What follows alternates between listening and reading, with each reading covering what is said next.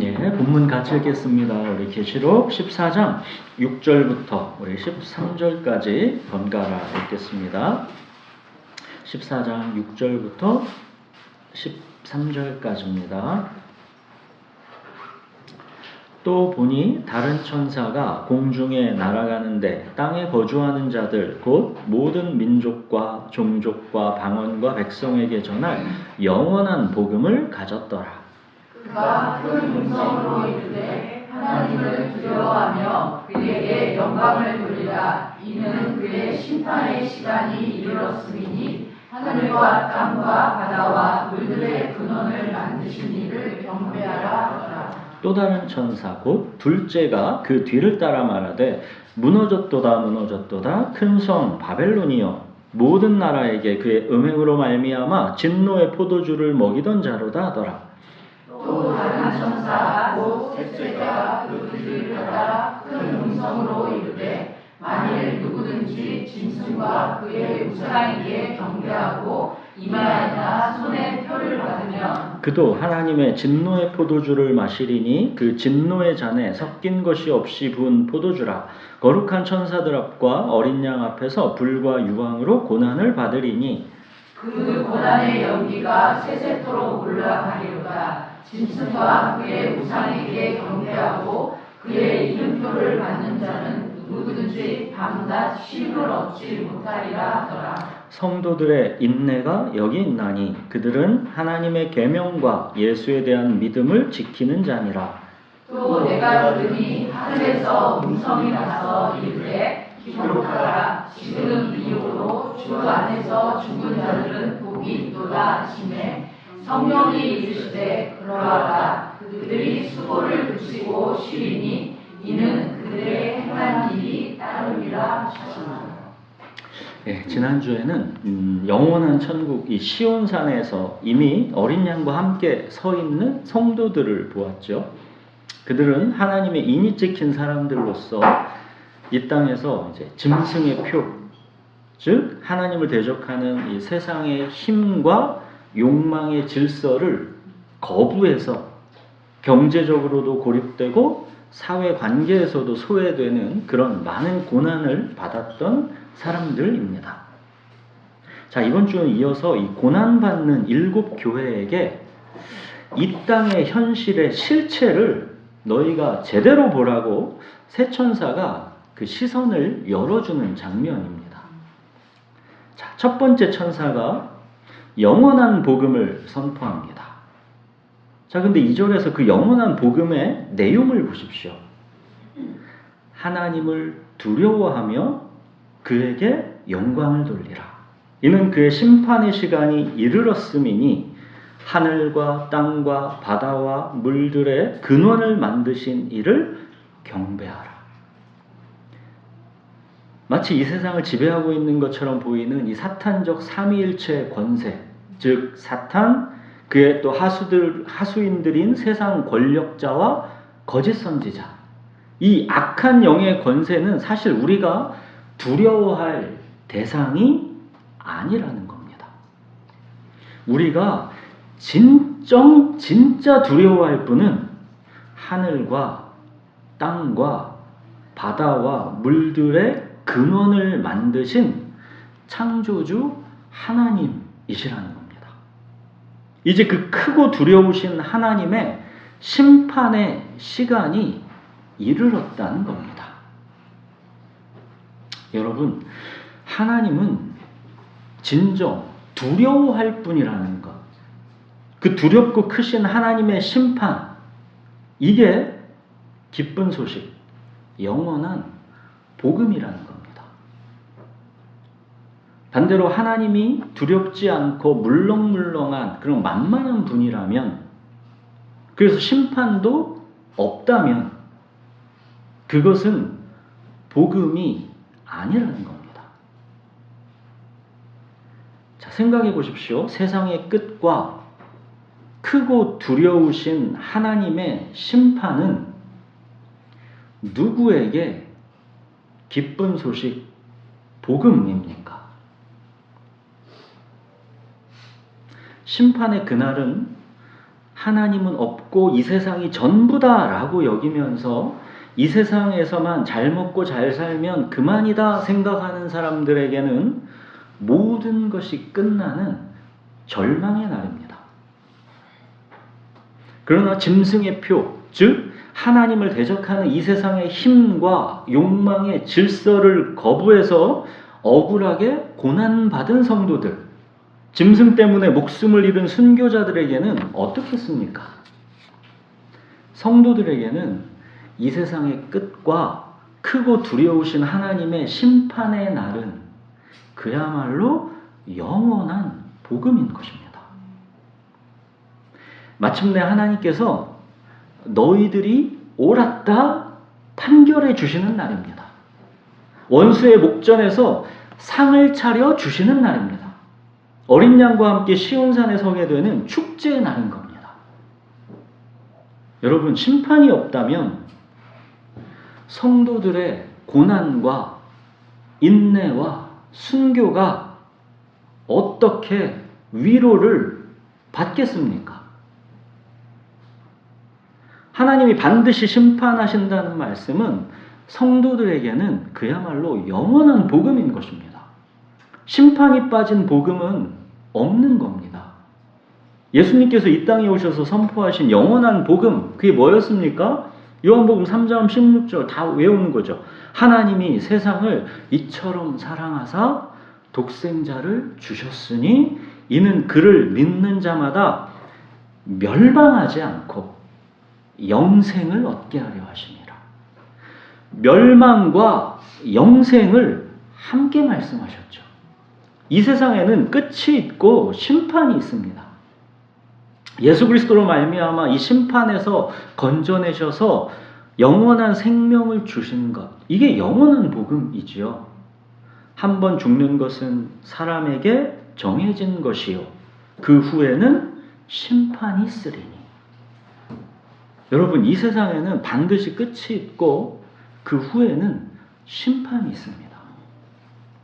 이 심판의 날이 이르렀다라는 것, 창조주 하나님을 두려워하며 경배하라는 것, 이거는 성도들에게 영원한 복음인 겁니다. 우리 예수님께서 이미 이 땅에 계실 때 말씀 주시지 않았습니까? 몸을 죽이고 그 후에는 능히 더 못하는 자들을 두려워하지 말라. 마땅히 두려워할 자를 내가 너희에게 보이리니 곧 죽인 후에 또한 지옥에 던져놓는 권세에 있는 그를 두려워하라. 내가 참으로 너희에게 이르노니 그를 두려워하라.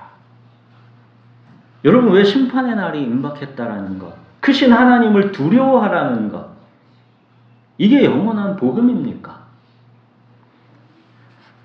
하나님을 우리가 진정 두려워하면 세상에 그 어떤 것도 우리에게는 더 이상 두려울 게 없기 때문입니다. 여호와는 나의 목자시니 내게 부족함이 없으리로다.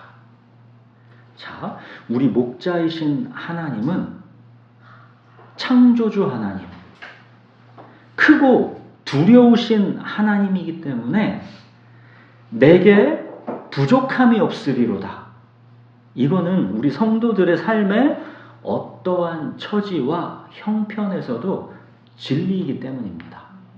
기도에도 낫지 않는 병, 죽을 병이 임박해서 고통하는 삶, 그 또한 우리 삶에는 아주 고생스러운 것이지만 내게 부족함이 없으리로다는 그때도 진리인 겁니다. 자, 이제 두 번째 천사가 말합니다. 8절, 무너졌도다 무너졌도다 큰 성 바벨론이요. 자, 여기서 이 바벨론은 하나님은 없고 이 세상이 전부다 하면서 하나님을 대적하는 이 세상의 힘과 욕망의 질서를 말하는 겁니다. 자, 요한이 계시록을 쓰고 있는 지금 이 당시는 이게 로마 제국을 가리켰지만 그 이름 이제 시대마다 계속 새롭게 등장하는 거죠. 하나님은 없다. 이 세상이 전부다. 이렇게 이 세상을 힘과 욕망의 질서로 다스리려는 모든 세력이 다 바벨론인 겁니다. 오늘날의 돈과 편안함과 성공을 신격화하는 이런 힘과 욕망의 체계가 다 바벨론의 모습인 겁니다. 자, 근데 이 바벨론이 장차 무너질 것이다 가 아니라 무너졌도다입니다. 지금 이 땅에서 고난받는 7 교회는 바벨론, 즉 로마 제국의 지금 폭력과 압제에서 고통하고 신음하고 있는 중인데 그 바벨론이 이미 무너졌다는 겁니다. 아직 일어나지 않은 일을 왜 이미 일어났다라고 말하는 겁니까? 이건 하나님의 시간에서는 바벨론이 무너진 거는 이미 미래의 사건이 아니라 확정된 사실이기 때문입니다. 여러분, 시간이라는 거는 우리 인간의 개념인 것이지 하나님은 시간을 초월해 계십니다. 하나님은 영원한 현재이신 분입니다. 성경에서는 그래서 이렇게 확정된 미래를 종종 표현하죠. 로마서 8장에서도 뭐였습니까? 영화롭게 할 것이다가 아니라 뭐라고 되어 있습니까? 영화롭게 하셨느니라. 이렇게 확정된 미래로 표현했죠. 바벨론이 무너질 것이다가 아니라 무너졌도다인 겁니다. 아직 안 무너진 것처럼 보여도 그건 이미 하나님의 선고가 이미 내려진 상태인 겁니다. 이미 나무의 뿌리가 뽑혔다는 겁니다. 이 진리가 우리 성도에게 자유를 주는 겁니다. 바벨론이 아직 강해 보일지라도 그 세력에 굴복하고 싶은 유혹이 그래서 막 밀려올 때도 그것이 이미 끝난 것이다라는 것을 우리가 알기 때문에, 저게 다 허수아비다라는 것을 알기 때문에 두려움 없이 거부할 수 있는 겁니다. 여러분, 이 세상의 힘과 욕망의 질서, 이 바벨론은 두려운 존재가 아닙니다. 이미 무너진 존재입니다. 우리가 정말 두려워할 분은 하나님이시라는 것. 하나님을 두려워하면 세상에 그 어떤 것도 우리가 두려워할 것이 없다라는 것을 기억하십시오. 자, 이제 셋째 천사가 말하죠. 짐승의 표를 받는 자들. 지금 큰 성 바벨론이 사실은 이미 무너졌다라는 이 실체도 모르고 하나님의 심판이 임박했다라는 것도 모르고 이 짐승의 표를 받는 자들, 이 세상의 힘과 욕망의 질서를 따르는 자들은 하나님의 진노의 포도주를 마시게 될 것이다 경고합니다. 하나님의 이 진노의 포도주는 10절에 보시면 섞인 것이 없이 부은 포도주랍니다.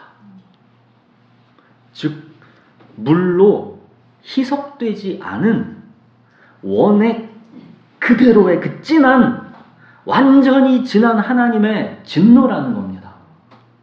하나님의 진노가 가져오는 고난, 이 고난의 연기는 11절 세세토록 영원하다 합니다. 정말로 굉장히 무서운 말씀인 것이죠. 그렇게 짐승의 표를 받는 자, 세상의 힘과 욕망의 질서를 따르는 자는 누구든지 밤낮 쉼을 얻지 못할 것이다. 강력하게 경고합니다. 이사야서에서도 그랬죠.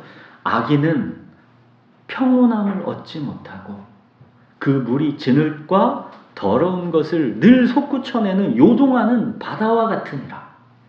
내 하나님의 말씀에 악인에게는 평강이 없다 하셨느니라.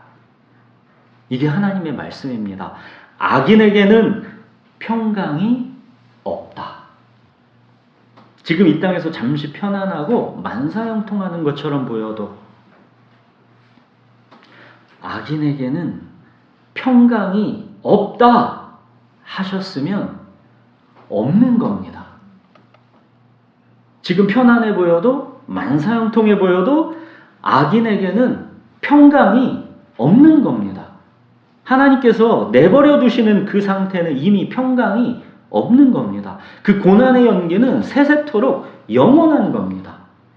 여러분, 시간은 인간에게 해당되는 것이고 하나님께는 모든 것이 언제나 영원한 현재다라는 이 관점을 놓치지 마십시오. 눈에 보이는 그 상태가 편안하다고 편한 게 아닙니다. 내버려 두심, 이게 이미 하나님의 진노가 임한 것입니다.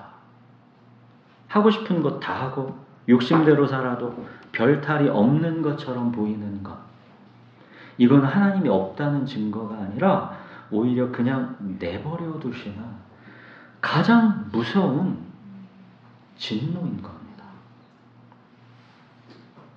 반대로 성도의 고난은 저주가 아닙니다. 하나님이 없다는 증거가 아닙니다. 우리의 고난의 신비와 그 이유를 우리가 다 알 수는 없지만 많은 경우 이 고난이 우리가 욕심대로 살다가 멸망하지 않도록 하나님께서 삶의 길목에서 막아서시는 보호장치가 되기도 하는 겁니다.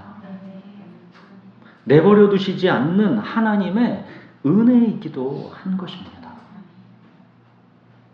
우리의 인생은 거룩한 자녀로 빚어지는 이 광야의 시간, 상속자의 수업인 겁니다. 옛사람을 벗고 새사람을 입는 이 고단한 과정을 거쳐야만 정금같이 나올 수 있기 때문에 우리의 이 고난이라는 이 비싼 등록금을 내고 광야의 학교에 보내신 겁니다. 우리는 이 광야의 학교에서 참고 버티고 이기는 것입니다. 자, 12절 성도들의 인내가 여기 있나니 그들은 하나님의 계명과 예수에 대한 믿음을 지키는 자니라.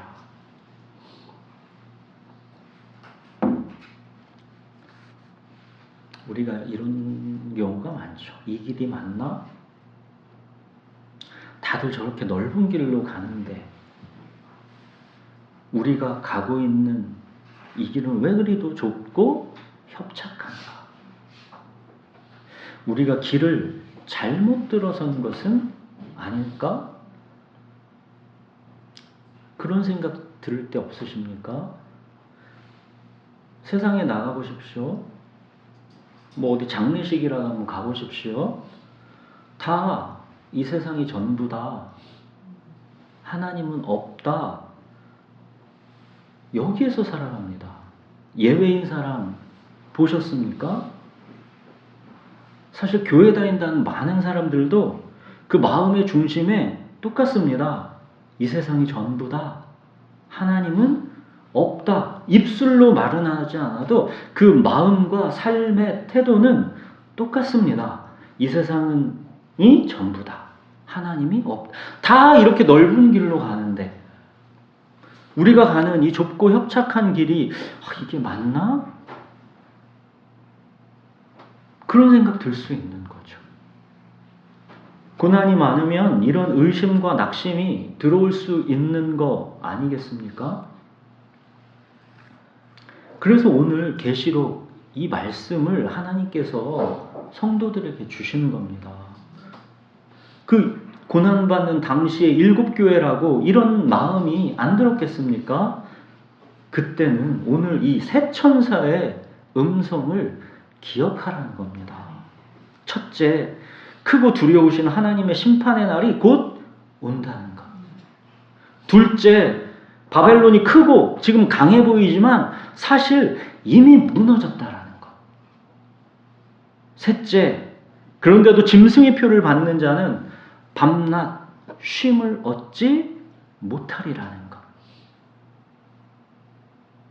그래서 12절에 성도들의 인내가 여기 있나니 그들은 하나님의 계명과 예수에 대한 믿음을 지키는 자니라. 이 지키다, 테레오, 간직하다는 거죠.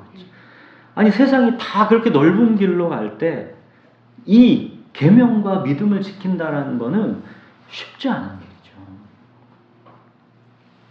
이 하늘에서 들려오는 음성은 너희가 가고 있는 그 좁은 길이 맞다라는 보증인 거죠. 예수님도 그러지 않았습니까? 좁은 문으로 들어가라. 멸망으로 인도하는 문은 크고 그 길이 넓어 그리로 들어가는 자가 많고,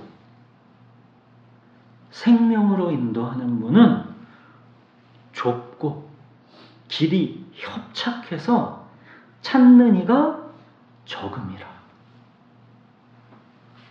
여러분, 하나님의 계명과 예수에 대한 믿음을 지키는 자, 이 계명과 믿음은 동전의 양면 한 몸입니다. 결코 이게 분리될 수 있는 게 아닙니다. 믿음이 있어야 계명을 간직해서 지킬 수가 있는 것이고, 반대로 계명을 간직하고 지키는 자가 믿는 자인 겁니다. 예수님도 그러시지 않았습니까? 나더러 주여 주여 하는 자마다 다 천국에 들어갈 것이 아니고 다만 하늘에 계신 내 아버지의 뜻대로 행하는 자라야 들어가리라. 자, 이렇게 세 천사가 이제 말이 있고 이제 지나가서 하늘에서 이제 음성이 들립니다. 여기부터가 클라이막스입니다. 이번에는 기록하라 말씀합니다. 지금부터 하는 말씀은 너무나도 중요한 말씀이니까 잊지 않기 위해서 기록하라는 겁니다. 그만큼 지금부터 하는 이 말씀은 중요한 말씀이라는 겁니다. 자, 기록하라 하신 그 말씀이 뭡니까? 지금 이후로 주 안에서 죽는 자들은 복이 있도다.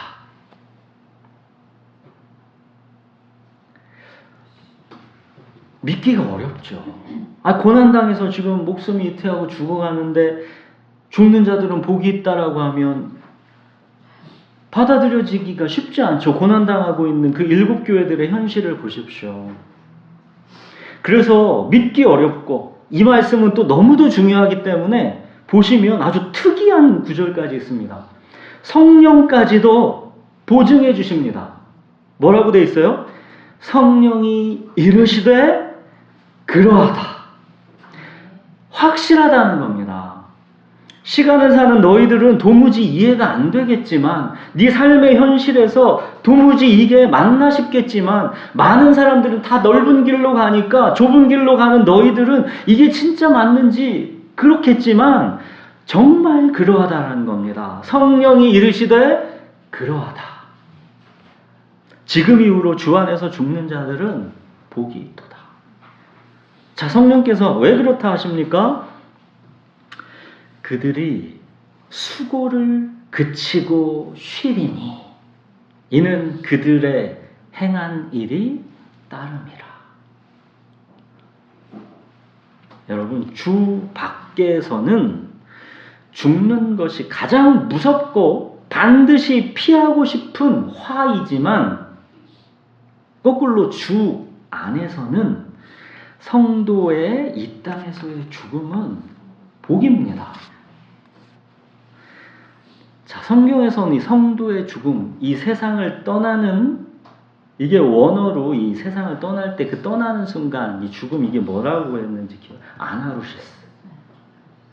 세상을 떠나는 이 죽음이 곧 어떤 의미다 그랬습니까? 이 아나루시스가 두 가지 얘기했었죠. 전쟁 중에 이제 작전을 마치고 이제 본대로 돌아가라는 명령을 받아서 임시 텐트에 그 밧줄을 탁 풀고 철수하는 것. 또 항구에 정박했었던 배가 이제 출발 신호에 밧줄을 탁 풀고 본향을 향해 떠나는 것. 이게 아나루시스다 그랬잖아요. 즉 성도가 이 땅을 떠나는 이 죽음의 의미다 그랬죠. 군 복무를 마치고 전역하는 사람, 군대 다녀본 사람은 다 압니다. 자, 같은 부대원 입장에서는 함께했던 전유가 떠나니까 슬프고 또 그립기도 할 수 있겠죠. 그치만 자, 전역하고 떠나는 그 군인의 이 전역은 부러운 일 아닙니까? 아나루시스, 성도의 죽음은 그런 겁니다. 이제 수고를 그치고 쉬는 것입니다. 자, 이제 마지막에 왜 이제는 수고를 그치고 쉬게 되는지, 그 보상은 왜 주어지게 되는 것인지 이유를 한번 보십시오. 이는 그들의 행한 일이 따름이라. 우리가 이렇게 하면 우리는 대번 우리가 어떤 착한 일을 하는 것, 어떤 희생과 봉사를 하는 것, 이런 게 먼저 떠오를 수가 있지만, 그런 것들은 하나의 어떻게 보면 다 열매들이고 가지들입니다. 이 행한 일의 핵심은 성경에서는 항상 뭐가 행한 일입니까? 예수님께 물었잖아요. 어떻게 하여야 우리가 하나님의 일을 하겠습니까? 뭐가 하나님의 일을 하는 거라고 예수님이 그랬습니까? 예수님을 믿는 것이 하나님의 일이다 그랬죠. 거기에서 우리의 모든 착한 행실은 열매로서 그냥 자연스럽게 나오는 겁니다. 사람 따라서 누구는 그냥 10점짜리, 20점짜리 조그만 열매밖에는 못 맺을 수 있는 것이고, 누구는 조금 더 나아서 50점, 60점의 열매도 맺을 수 있는 것이고, 그건 이제 다양하게 나타나는 것인 것이고, 그 핵심은 우리가 하나님께서 보내신 예수 그리스도를 믿는 것. 이게 하나님을 행한 일의 핵심인 겁니다. 자, 하나님의 계명과 예수에 대한 믿음을 지켜온 이 땅에서의 그 행한 일, 이게 결코 헛되지 않고 하나님께 다 기억되고 계산되고 있다는 겁니다. 마치 세상은 하나님 없이 돌아가는 것처럼 보이고, 믿음을 따라 살아가는 우리의 삶은 다 헛되어 보이는 그런 삶의 현실.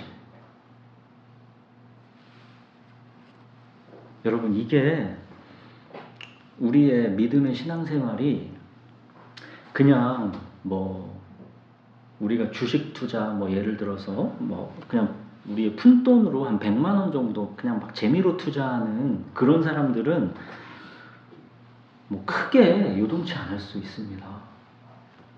근데 자기 전 재산을 털어가지고 우리가 투자했다면 그 회사가 어떤 회사인지 면밀하게 따져볼 수밖에 없는 것이고, 거기에 우리의 모든 삶이 휘청휘청할 수밖에 없는 겁니다.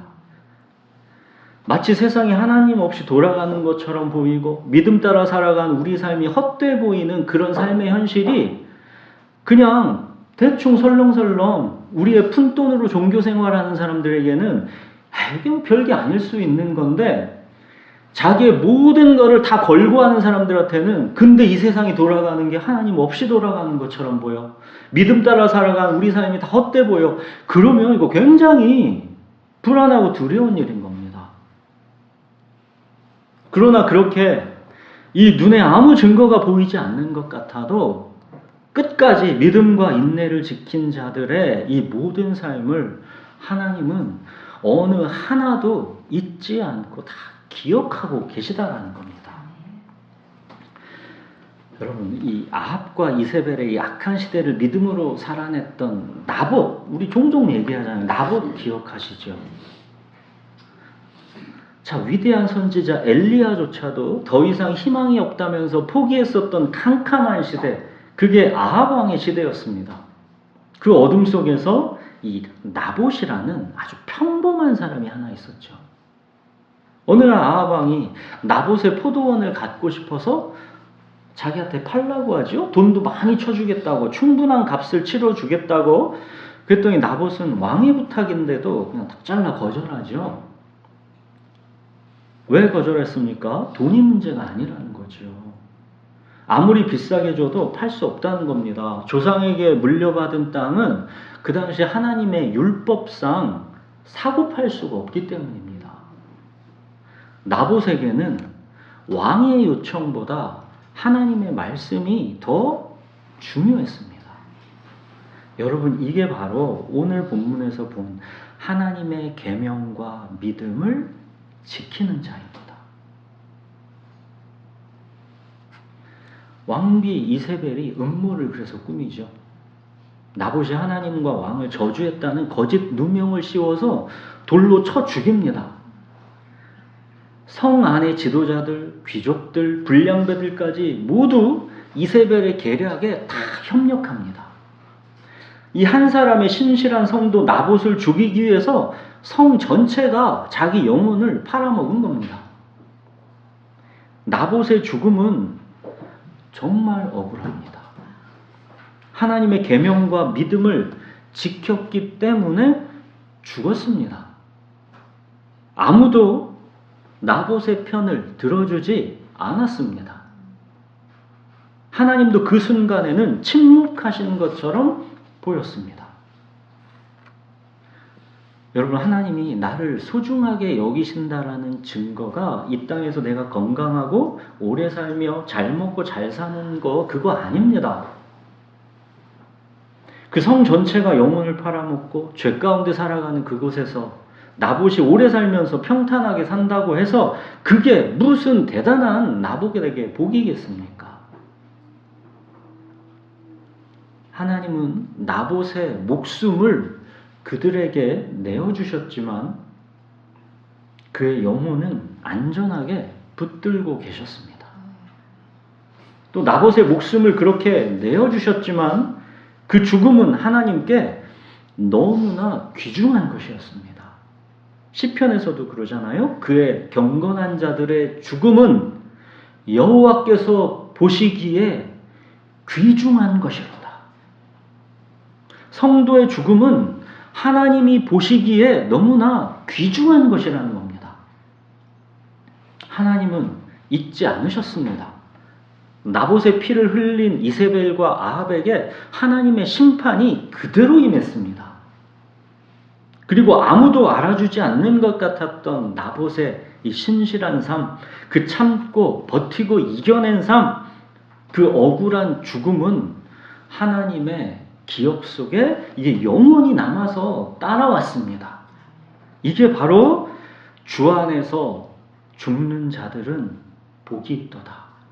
그들의 수고를 그치고 쉬리니 이는 그들의 행한 일이 따름이라 입니다.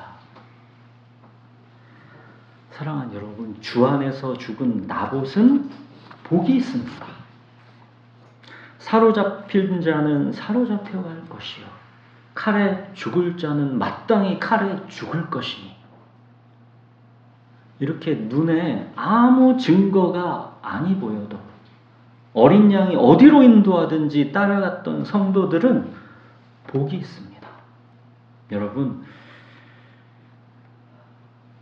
예수님을 믿는다고 우리는 지금 1세기 때랑 다르잖아요. 나봇 때랑 다르잖아요. 별다른 핍박이 없는 지금 이 시대에 주 안에서 죽는다라는 거는, 그럼 오늘날에는 우리에게는 어떤 의미가 있을까요? 우리는 나봇과 같은 상황에 처해질 일은 없어 보이는데 오늘날 우리에게는 나봇이 직면했던, 또 1세기에 그 고난당하는 7 교회들이 직면했던 그 주 안에서의 죽음, 하나님의 계명과 예수에 대한 믿음을 지킴에서 오는 죽음, 이게 오늘날 편안한 우리 시대에는 없는 걸까요?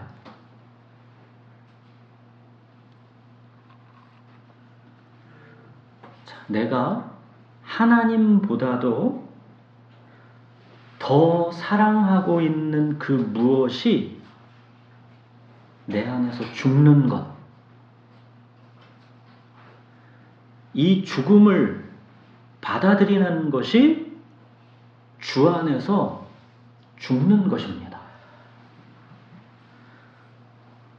바울은 디모데에게 디모데후서 3장에서 말세에 고통하는 때가 이를 것이다.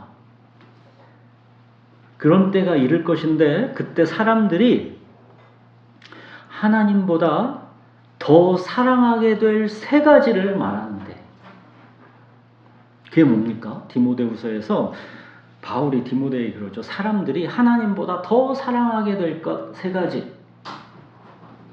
사람들이 자기를 사랑할 것이다.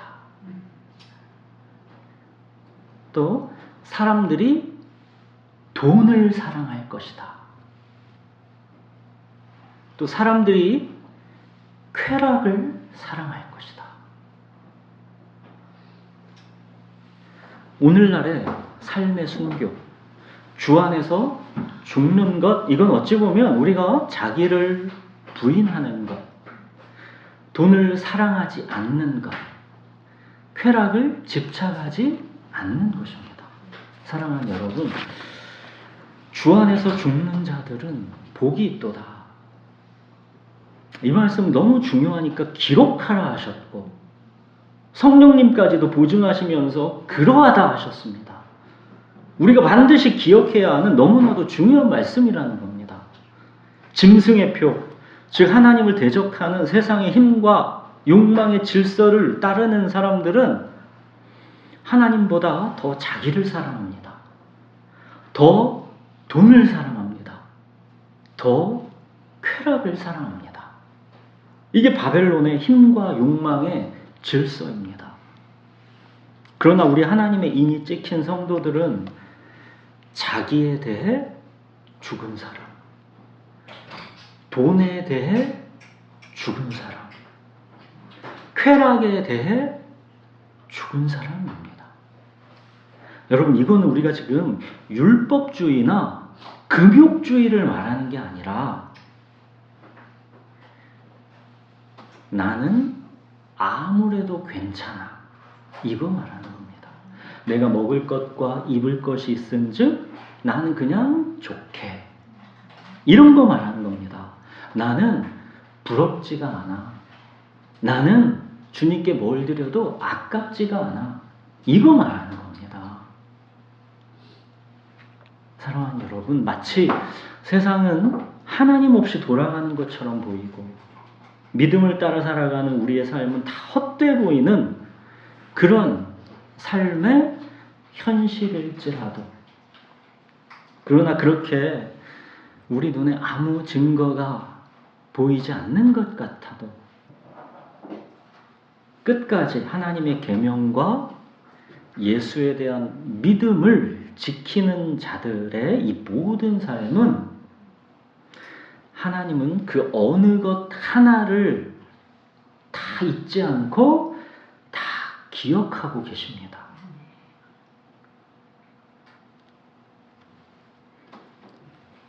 우리가 베푼 이 작은 친절과 희생, 우리가 참아낸 억울함과 분노, 우리가 수고한 작은 봉사와 헌신, 하나님은 다 기억하고 계십니다.